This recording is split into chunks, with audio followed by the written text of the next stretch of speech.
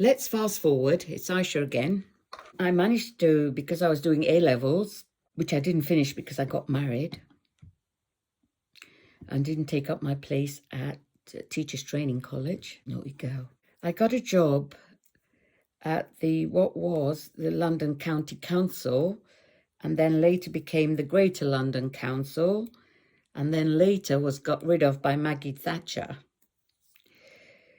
So after 10 years of doing administrative work and having 2 children, and then the marriage breaking down, I thought it time that I put some effort into myself.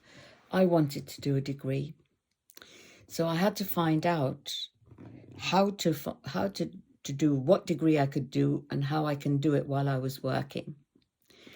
So cut a long story short, I found that out. I managed to get into the legal department of the council after I'd found out what I needed to.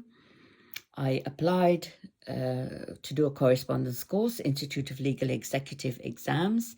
I did the associate 1 year, then the fellowship the next year. And then once I got those, I wanted to do my degree.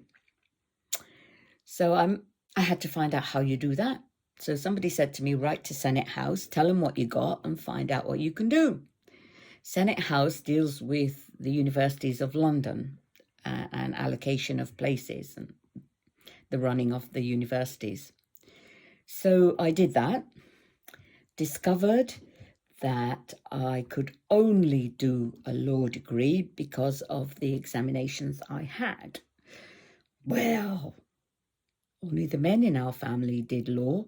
I had my uncle who was running a business, his legal practice in Guyana. My other uncle who had qualified, he was working as a lawyer for the church over here. I don't know which church. So I thought, well, all the women in our family had gone into medicine, SRN, midwife, theatre nurse. So I thought, well, that's what I can do. That's what I will do. So the next thing was, do I work and study? And I know I didn't want to do that. I wanted to have a law degree. If I'm going to do law, I want a law degree. I didn't want to just study law because I could see things were going to be difficult. And without a degree, you're not going to be on par with others looking for legal work. So that's what I did. I announced to my family that I was going to give up my job and I was going to do a full-time degree. Fortunately, my boys were too small to argue with me. But trust me, I had a hard time because I could only do it because of the Labour Party had brought in a first mandatory grant. So I was going to get a grant, and I worked out that if I was very, very careful and I worked during the holidays, we would manage. I was getting a mature student grant, but I'll tell you, it was tough. It was tough for the boys. It was tough for me. But I felt for the boys more. But anyway, again, I applied for King's College. God, there's nothing like me. My cousin got into King's College and she has done really particularly well. But nobody's going to let me into King's College, because my education had been so disrupted. But anyway, it made me feel good just to try. They could only say no. Oh, they could have said yes, but they said no. But I got into a polytechnic. I got a clear offer, regardless of how I did in my Institute for Legal Exec Fellowship exams, which was good. I sorted out my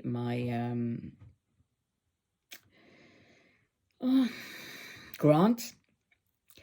We had bought a little ground floor flat with the money left from the sale of our house, and the boys and I were sharing that.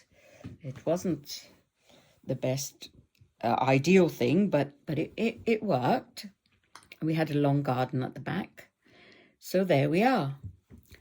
I did my law degree. I found, I managed to find work during the holidays. Difficult, but I did. Doing typing in a solicitor's office. He kept me because the other chap, the manager, wanted to get rid of me. He didn't like me for some reason. He used to come into my office because I typed for the partner. He would come into my office and stare at my crutch.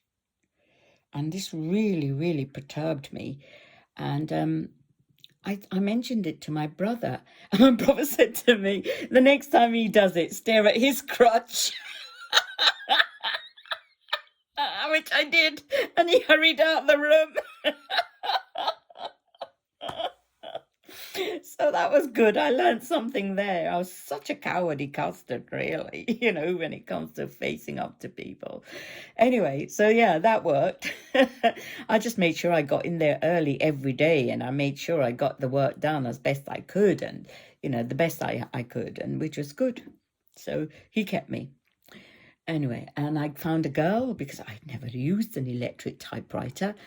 I made friends with all the girls in there, and one of them that knows, she showed me, and I'm a quick learner. Well, I was, now I'm 71. I'm not sure that I'm that quick a learner anymore, but I'm still willing. So there we are. So yeah, I got my law degree. I got a second class honours.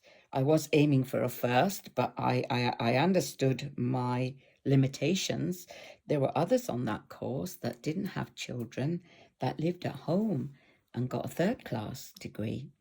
So I'm pleased with myself. I don't fly by the seat of my pants. I make sure I do my work and I know what I'm doing. So then everybody was saying to me, oh, you won't get a discretionary grant to study get the solicitors exams. Well, that was blooming stupid, wasn't it? Of course they're going to give me it. I've 3 years of doing the solicitors the law degree. They're going to give me the money to do the solicitors exams. I was living in Harrow. They're not stupid. But anyway, it did stress me out, all this negativity. And to be honest with you, it really got the better of me for a while. But I didn't let it stop me. I kept going and going and going till I got where I wanted to go. And when I started college, the first day I started my law degree, I went down to Chancery Lane and signed up to do my solicitor's finals at Chancery Lane. That was the last year they did it at Chancery Lane. So I was the first one to sign up because I don't like the grass to grow under my feet. I don't like to leave things till the last minute. I got the law degree. I got the solicitor's finals. And then you're not going to find a job. Nobody's going to employ you. And I thought, all right, fine. Thank you very much. So once I started the law degree, I started writing off for articles. And one of the places I wrote off to was the GLC because they'd known me for 10 years. They know I'm a good worker. They know that I am very conscientious. So anyway, I put in an application to them, and thank goodness I got an interview. I met a couple of beautiful girls, lovely, lovely girls. One is still a friend who applied there for her articles as well. One is still a friend now, Jane Moore, salt of the earth girl. I tell you something, the interview for the trainee, article clerk was so different from my interview for a position of a clerical officer too, and even an executive officer. So different. We were required to have an interview, first of all, where the legal department was situated. And then they had a car take us to County Hall. And then we had a luncheon with some of the principal solicitors who were all checking us to see whether we dribble or whether we talk with our mouth full, whether we can hold a good conversation. And it was in the senior officers' dining area, so that was a bit testing. I made sure I didn't choose anything that would be difficult to eat or might dribble down my front, which is another one of the things that I tend to do. As a child at school, you know, when we had school dinners, in the afternoon, I'd always find a little bit of custard on my jumper. And for my sins, I used to suck it off. I didn't want to do that in front of the senior officers of the Greater London Council. So I think I had fish and something, you know, that won't dribble. So yeah, so fortunately, I managed to get through. My friend Jane as well, that I met there and chatted to, she got through as well. So that was fun. And then the real work started. And I'll tell you about that another time.